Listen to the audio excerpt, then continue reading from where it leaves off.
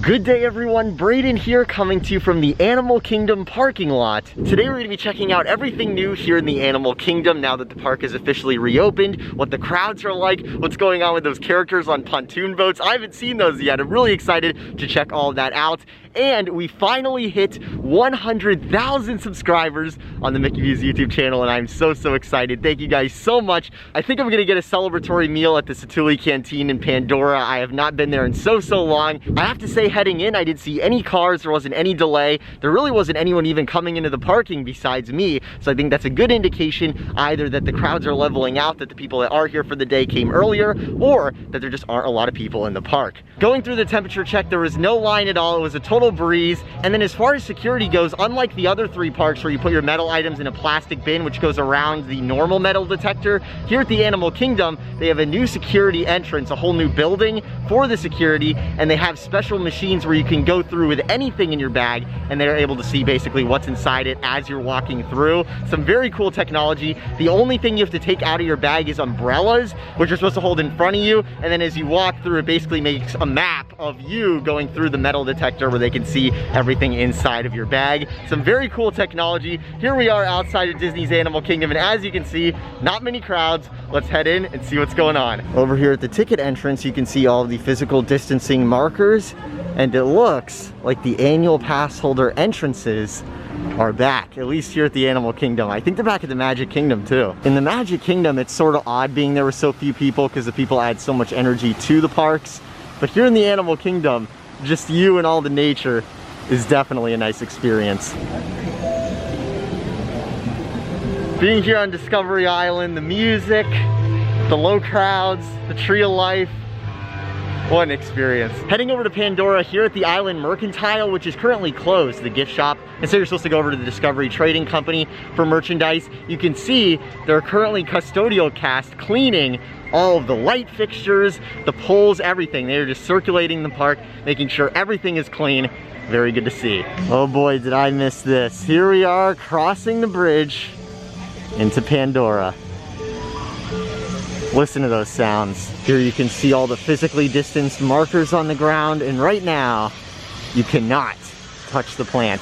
Probably a good call there. Guys, I don't know about you, but I have never seen Pandora, the world of Avatar, this empty. This is bizarre. This land, in my opinion, is the best land Disney has ever added to a park. It is seriously amazing. Here you can see under the floating islands, the drums, the interactive drums here have please do not touch markings on them. Very nice. The current wait time for the Navi River journey is 25 minutes. All right, everyone, let's do it. Standby entrance for Flight of Passage, 10 minutes. Now, since the Animal Kingdom reopened, a lot of people have been surprised by how low the wait times are here at the Flight of Passage.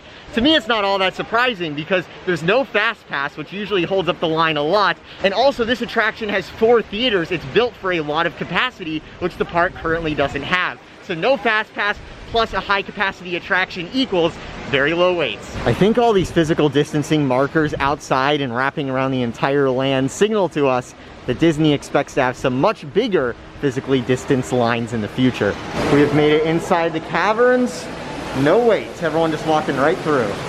Wow. Not too long ago, Disney added these restrooms part of the ways through the queue here on Flight of Passage. Here in the forest area, you can see we have the plexiglass dividers and the switchbacks. Still no wait, everyone walking right through. Here in the lab, alone basically, here we got the Avatar. It's insane. It's so nice to be able to take a second and just look at all this stuff. There's no line at all, so there's no worries. You can just check everything out. Can everyone see me?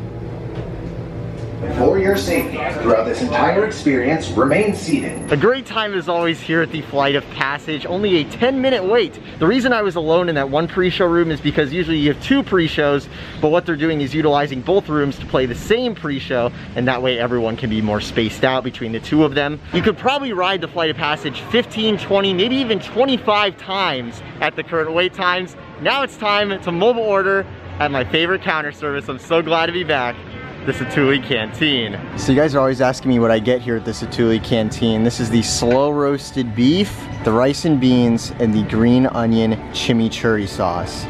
Very, very good. And then over here we have the blueberry cream cheese mousse, which I always get. One of my favorite desserts here at Walt Disney World. All right, everyone, here it is.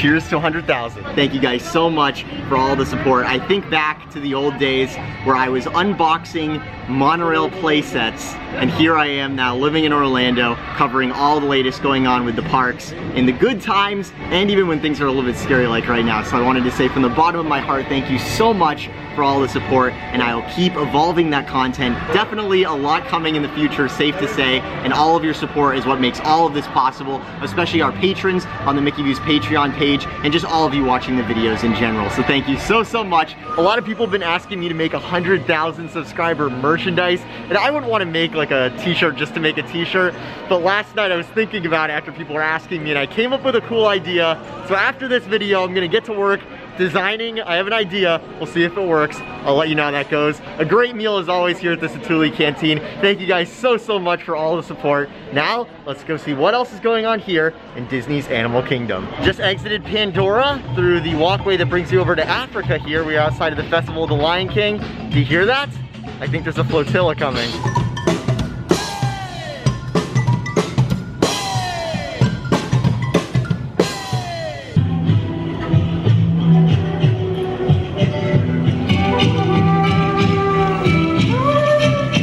Over here in a mostly empty Africa, you can see there's a sign that says the last safari will depart at 6 p.m., which is when the park closes. The Animal Kingdom opens at 8 a.m. and closes at 6 p.m. All the parks currently are open for 10 hours.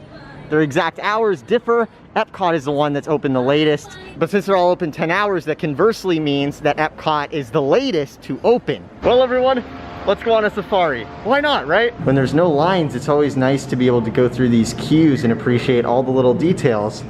Hey guys, what's going on? Oh my gosh, guys, I actually found a line. Here you can see some plexiglass dividing the standby and the fast pass. There is no fast pass right now. Now in Kilimanjaro Safari, you might notice that there are plastic barriers between each row of seats, and the reason they do this is to keep everyone physically distanced. It's supposed to help, I think, keep everyone's droplets away from each other. That's the idea there. I was the only one on my row because it's one party per row, and then they keep a row empty between each party of guests. I was curious about why there was a 15-minute wait. We were just sort of sitting there and the line wasn't moving, and the cast member said it's because they were cleaning. They went through and they cleaned all of the vehicles, so that's what they were doing. So when you do see wait times here, a lot of the time it is because they're making sure everything is clean. Let's go over to Asia and see what's going on, because we have some news with the Rivers of Light. Heading into Asia here, you can see one of the relaxations.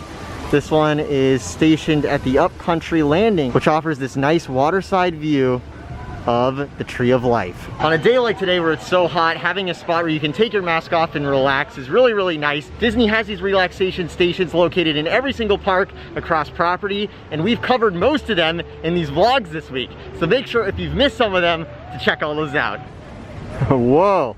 So over here at the entrance and the seating area for the Rivers of Light, we have some news to talk about. Yesterday, Disney released a memo to cast members that reportedly confirmed the permanent closure of Primeval Whirl, Stitch's Great Escape, and the Rivers of Light. Now, Primeval Whirl in Dinoland USA, which we'll go take a look at in a second, we've known it's had problems for a long time. Same with Stitch's Great Escape. We know at least one theater on Stitch's Great Escape has already been demolished completely, or in a very large regard. The surprising one to me was the Rivers of Light here, because last year, Disney put a good amount of money into updating the Rivers of Light, incorporating some intellectual property, trying to give the Rivers of Light some new life. The show hasn't been the greatest received since it originally came out, and there were a lot of holdups in the development of the show because of some hardware related issues. They're gonna have all these little floating lanterns at the water that just weren't working properly. But the thing that really surprises me about Disney potentially permanently closing the Rivers of Light is, if you think about it, right now we have no nighttime spectaculars here in Walt Disney World because of the physical distancing. And with fireworks, Disney has to buy all the fireworks. It's actually an expense. So what is the easiest nighttime show to bring back and have physical distancing? I think we all know we're looking at it here with the Rivers of Light. Look how much seating you have. Look how much available space there is. You could have people easily physically distanced out at a safe distance and be able to enjoy a nighttime show here in the Animal Kingdom once more. But instead, by the sounds of it, it sounds like the Rivers of Light may not be around much longer or is already permanently canceled according to that cast member memo. And if you're thinking this is just like a speculation thing based on what cast members have said, some journalists reached out and Disney spokespeople confirmed this to be the case, that those 3 are permanently no more. So the question is, what is Disney gonna do with all this seating, all this space? What are they gonna do out here in the future? Now, one thing I've heard is after Harmonious is ready in Epcot and replaces Epcot Forever, those Epcot Forever barges could be moved out here. They probably wouldn't be for fireworks anymore because of the animals and things like that here at Disney's Animal Kingdom. But perhaps before the lockdown, Disney was already working on a new project, a new plan of what to put out here. And since they had already put money into it at the time, it's a project that we'll see continue going forward. And that would be one possible explanation as to why the Rivers of Light is going away, despite the fact that you have the perfect physically distanced nighttime show space here. Disney's got to do something with it. It looks like they're having technical issues over here at Expedition Everest today, which is closed the rest of the day. At first I thought, you know, maybe it's closed because they do the cleaning periodically, but the cast member there said it is a technical related issue, so it'll not be back today. Let's go over to Dinoland. Hey, Mickey. So everyone, it turns out we can't actually vlog inside of Dinoland USA because they're playing so much copyrighted music. But here you can see the current state of the Primeval Whirl attraction, which is rumored to be permanently closed here. Another piece of evidence towards it being permanently closed is the fact that the attraction has no physical distancing markers inside the queue, which virtually every other attraction does in the park. If you happen to be a pin trader, right now they have a pin trading area under the marquee for the attraction right now. That whole Dinoland USA area is largely empty or just not operating right now. Even the ice cream stands, even things like that. The question everyone has is, what is going to happen to Primeval Whirl long term? I think all of Dinoland USA is going to be made into a new land, and I think that was Disney's plan, or something Imagineering was working on ideas for before the lockdown began. And now that the lockdown has happened and Disney is cutting so much capital expenditure, I think it'll be a while before we see a new land come here. But I do think doing something new with Dinoland USA is close to, if not the top, of Disney's priorities as far as large capital expenditure projects here at the Walt Disney World Resort. My one concern with Disney putting off doing something with Dinoland USA, making it into something new, is it might lead them to do something less. Because maybe instead of Disney doing the whole land, because they don't have the budget for that, instead maybe they just do the Primeval Whirl attraction, redo it into something new. Whereas I really think the entire land needs to be completely replaced. And as to what could replace Dinoland USA, a lot of people say Zootopia. The visionary behind this park, Joe Rohde, has voiced his opposition to that idea. I think personally the main contender could be the Jungle Book. Let me know what you guys would like to see Disney do with Dinoland USA in the future. What do you think that should become? A whole new land? What could they theme it to? Give me your ideas in the comments below. That concludes our Grand Circle tour here at Disney's Animal Kingdom, which has now reopened. I would say I do kind of feel like the Animal Kingdom is hovering back close to a half-day park. Recently, it's been a lot better and really a full-day park in my opinion, but right now a lot of stuff is closed and it's very easy to hit up the attractions in just a couple hours. And on top of that, the park closes really early, so if you're gonna be here anytime soon, I'd highly recommend going over to the Animal Kingdom, doing stuff, and then maybe have like a dinner planned in Disney Springs or something like that. Since this park closes at 6 p.m., you'll have plenty of time to go over to Disney Springs or somewhere else and have a nice rest of your evening. That would be my recommendation here. As you can see, very light crowds in Disney's Animal Kingdom today. I just want to thank you guys all again for 100,000 subscribers, an amazing accomplishment that would not have been possible without all of you. This concludes our week of Disney World reopening coverage. We covered every single park. We covered the Magic Kingdom annual pass preview and Magic Kingdom opening day. We covered Epcot, the first cast preview day. We were invited guests. And then we also covered Epcot opening day, and then we covered everything new going on in Hollywood Studios